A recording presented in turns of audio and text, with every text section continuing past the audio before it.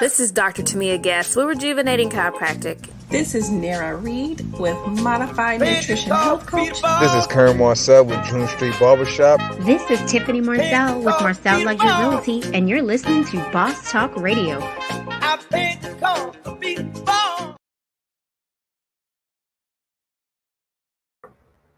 What's going on, Boss Talk Radio? Welcome to another episode of 5 Minutes of Fire, that uncensored part where we keep it hot, keep it live, and you get all that George. But before we get into that, we're going to do some housekeeping stuff.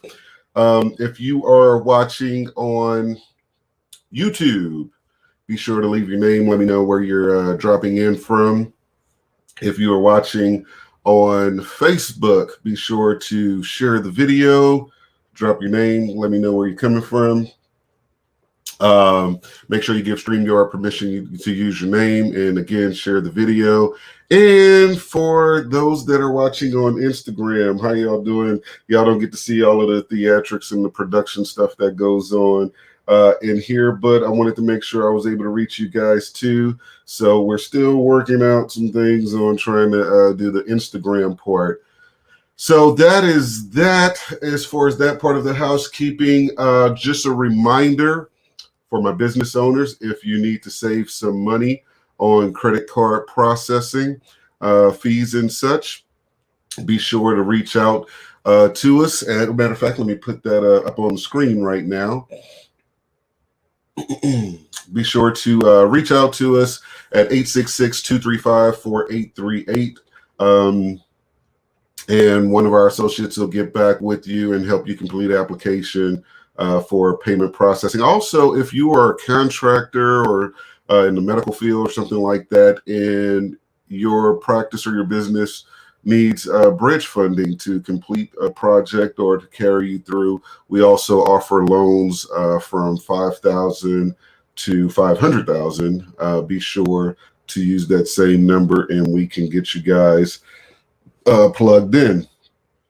If you've been following us on the show and you're enjoying the show and you're learning some things from it, be sure to donate at paypal.me/Elite8 Financial or Cash App, the money sign George Dandridge. And let's see who we have in the building today. Somebody said good morning, everyone, but they didn't leave their name. But good morning to you. Little brother Brandon Beasley in the building. What's going on, my friend? Blackberry Charisma, Florida. Shiro, yeah, okay. Thank you for checking us out. I see you've been following us hard for the last couple of weeks, and we appreciate you.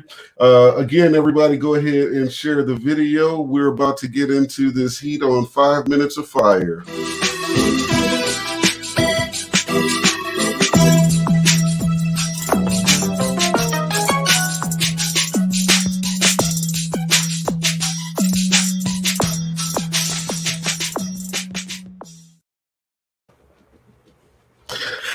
Hey, I love that beat. Shout out to T-Cakes to Kill Your Battle for producing the soundtracks for us for Boss Talk Radio. I'm still getting hype off of that one. So today what we're going to talk about is reallocation of funds. Here's what you're going to need to tune into this segment. First, you're going to need an open mind. Second, you're going to need pen and paper. And some of you may need tissue paper, toilet paper, to either catch the tears or wipe your ass. I don't know which one, but it might bruise some of y'all, today. So we're going to talk about the undisclosed reallocation. I was looking up a stat the other day for another segment, and I stumbled across some information that just baffled me. It really caught me off guard. Because I couldn't figure out how. So we have the pundits that always talk about, well, the cost of living goes up, and wages don't go up, wages stay the same, blah, blah, blah, blah, blah. And if you've been following me for a while, you know my take on the whole minimum wage conversation. We're not going to get into that part today or whatever, but suffice it to say that it's an unpopular opinion at best. So, but I was looking up this other information, and I came across this stat that said that the American household income had increased both in 2019 and 2020. So when I saw the stat for I think it was close to 11% in 2020, my first mindset was like, okay, this has to be a result of the stimulus thing. So I went to dig a little bit deeper to see if that was the case, and it wasn't. And it got me to thinking, well, income went up, but most people should have had a decrease in their cost of living. And here's the reason why. Almost everybody, essential workers aside, but almost everybody had to, at some point, at least for a little while, work from home during 2020. What that means is that you had an opportunity to save money on gas, car maintenance. I mean, like, almost everybody should have had to get an oil change based on the time lapsed in the miles in 2020. And when you factor these other things in, I mean, that not having to leave the house as much probably cut into you eating out as much. Some of that probably was offset by a higher utility bill, but there are some of us positive folks that took a lot of heat last year, because around April and especially in May, we had the audacity to tell you guys that you should be looking at developing new skills, things that you didn't have time for those of you that was fixing to start a business. You guys should have had more time to invest in those different things. Kamari says Grubhub and Uber Eats ran the bag up. Well, again, everybody have choices. So, if most people, I would give you the pass of saying, hey, if you've been at work all day or whatever, you're getting home, you have some other stuff to do, may not want to cook for the kids and everything. So you stopped off and picked up something to eat. But if your ass sitting at home and you chose to do Grubhub and Uber Eats to run the bag up, as he put it, well, that's on you. What's this on my hat? Oh, that's on you. It was an opportunity to save money, and you could have got in the kitchen and cooked. Now, if you can't cook, that's a whole different story. But needless to say, we were talking to you guys about diversifying your talents, learning new things, and or monetizing your existing gifts, but basically saying, hey, use this time.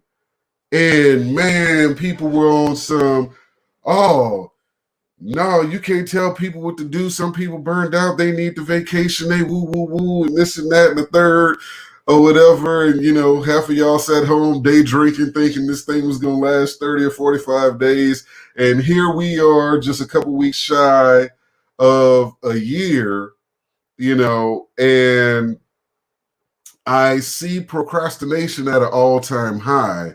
I see people that were getting unemployment, getting the bonus unemployment. Again, people like myself took criticism for telling you what you should be doing with the unemployment. And we got beat up. Oh, you shouldn't tell people what to do with their money and you don't know their bills and blah, blah, blah, blah, blah. What I did know was that a lot of people were taking home a lot more than they were used to. And this is why this is the underlying base to more money, more problems, because if you don't master the principles of money, you will always have more problems when you get more money. Reason being is because you're going to do more of the stuff you shouldn't be doing. when you have more access to funds to do it. So if you don't master paying yourself first, saving XYZ percentage, having money without using it or whatever, then having more money just means you're going to buy more stuff. You're going to be more of that consumer or whatever. But where did your money go in 2020? And I'm talking about like, okay, I'm gonna give it to you guys the way everybody can relate to it, right? Everybody has had that $100 bill, and when they broke that $100 bill, the next thing you know, you're about to break your last 20, and you're scratching your head going, where did I spend that $100 at? You know, I ain't talking about a single tab. I'm talking about when you just broke and had cash and, you know, it went different places, and you're trying to trace that back like, okay, I spent $18 here, and I did $14 over here. You're really trying to like recall where every piece of that money went, right? So imagine that for 2020, where in a lot of cases, you know, some people were getting an additional $1,200 a month for a period of like 4 months. That's another $4,800. And yet you still tell me you can't afford life insurance. You still tell me you can't afford to invest in your business. Now, granted, you may not have the funding to just open and launch your business right out the gate, but you're not going to convince me you didn't have money to do some research, develop some plans, if applicable, form your LLC, etc. You're not going to convince me of that. The thing is that because this money was incremental and it was installed in small amounts, you didn't really realize it, and you got comfortable with other habits. Like Kamari said, you transferred what would normally have been going to a fast food spot and picking up something, you transferred that to Grubhub and Uber Eats, which means you paid a premium on top of that, you know, versus using gas already en route. You paid a premium on top of that. But let me put this in your mailbox. Y'all ready for this one? There is only one way, not one method. I don't want y'all coming back trying to criticize me on this. There's only one formula. There's plenty of methods to accomplish this formula, but there's only one formula to wealth, and it's this simple. Earn more money than you spend. Spend less money than you take in, put it in reverse, however you want to call it, or whatever. You've been victimized by the credit game since the early 80s. All of America has. You've been victimized by the credit game.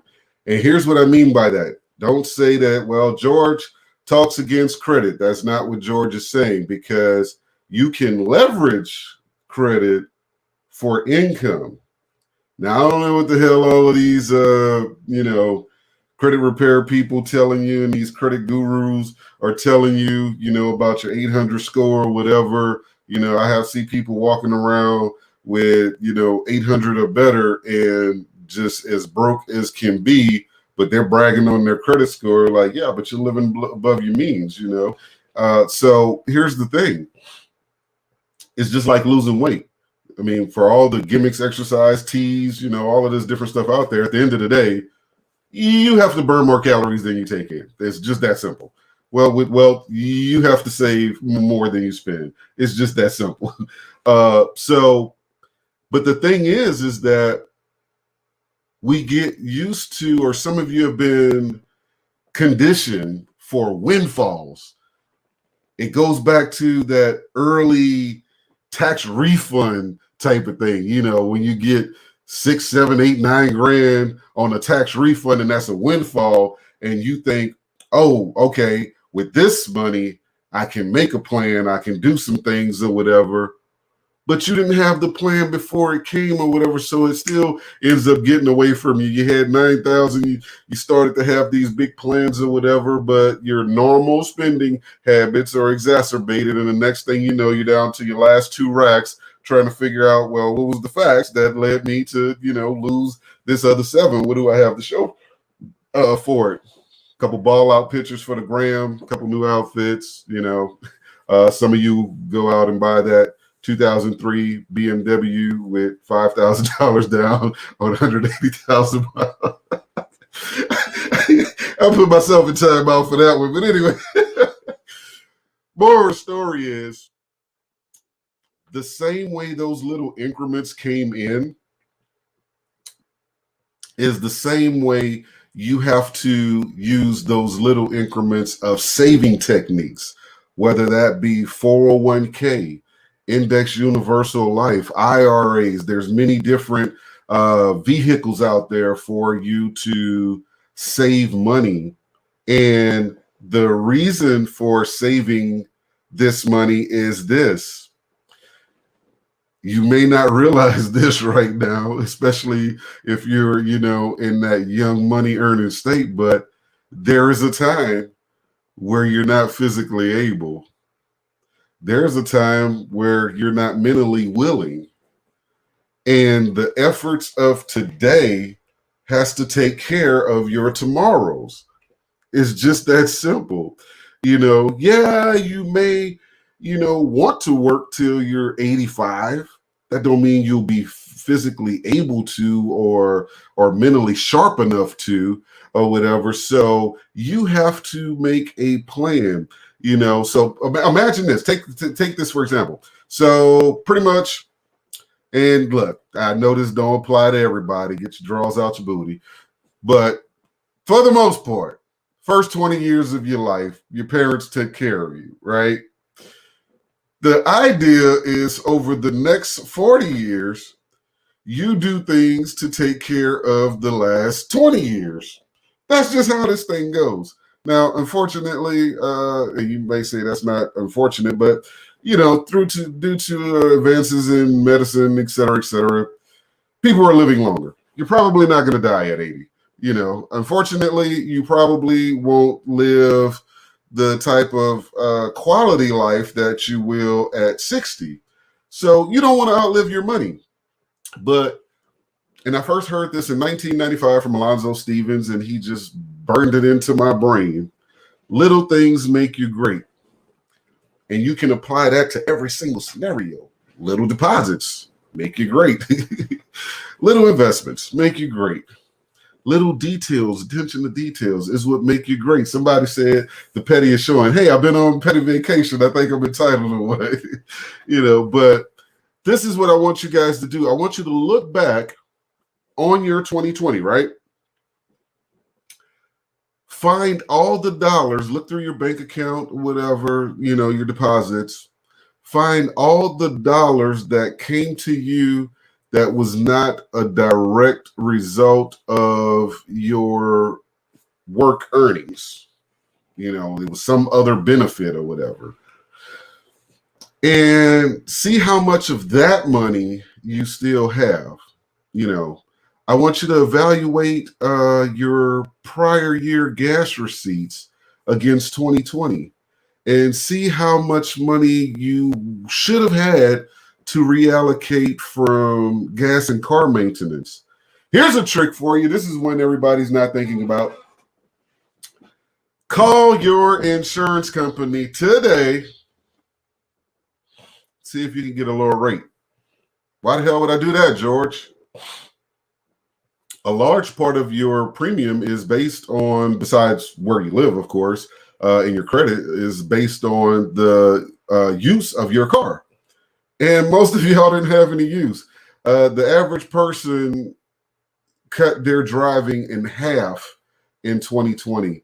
And that's not even factoring in January and February was normal. And let's be honest, some of y'all, by the time we got to Thanksgiving, y'all like, the hell with this. I'm out. I'm about to just live, and kudos to you.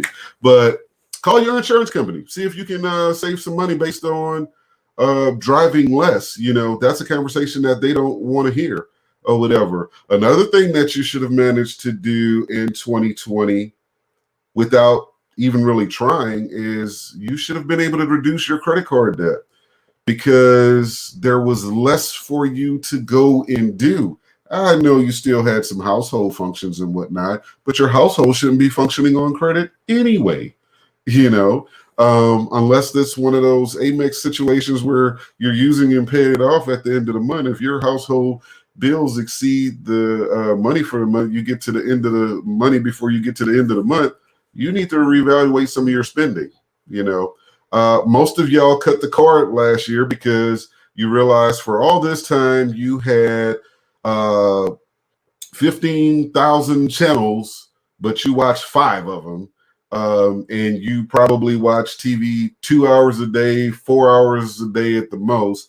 But in 2020, you realized, okay, I have 15,000 channels and I have all of this time, but ain't a damn thing on TV. So you got Netflix and the Hulu and the Disney or whatever, and all of this came up to be way cheaper than your cable bill. What did you do with the difference? Oh, that's right.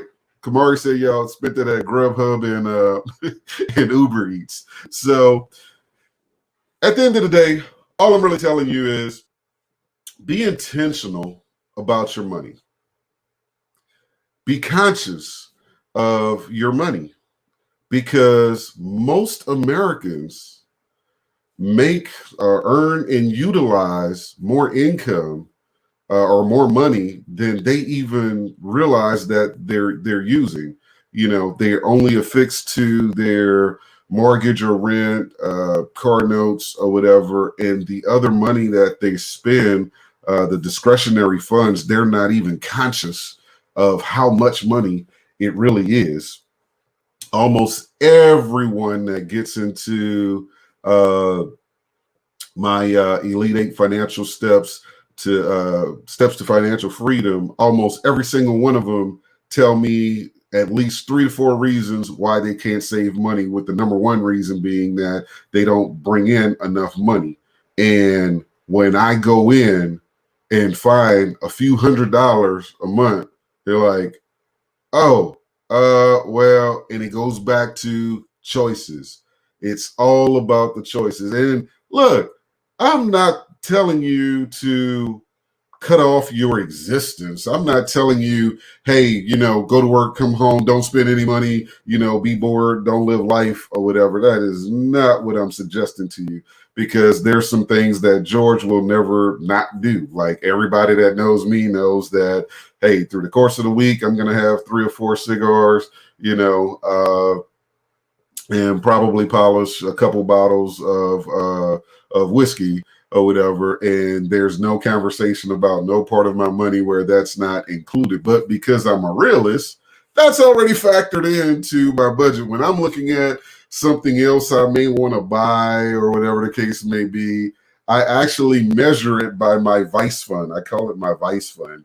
Like, how much of my vice do I want to sacrifice to get whatever this is? Like, people call me all the time trying to sell me something and don't realize that they're trying to sell their value against my downtime of sitting back and smoking on my cigar or whatever. Like, unless what you're selling me is going to create more time for me to do that, it's probably not going to happen. But anyway, this has been 5 Minutes of Fire. It's been more like 25 minutes, but I had fun with y'all today getting it in. We will see you guys tomorrow. Don't forget to tune in. Business owners, if you need health insurance, you cannot afford to miss tomorrow's show. It's coming to you right at the top of the show. We're going to give you, somebody got real petty on there. We're going to give you some methods to, first we're going to break down different types of health insurance or whatever, tell you how to get insurance for yourself, your employees or whatever. One of the biggest reasons that people remain on a job after they start their own business or they're trying to start their own business is the expense of health insurance. And we're going to show you how to mitigate that charge. Then coming up right behind that, we have Dr. O coming on, giving you those intrinsic values of wealth. So you don't want to miss tomorrow's show. We'll see you tomorrow at 2 p.m. This has been 5 Minutes of Fire. See y'all later.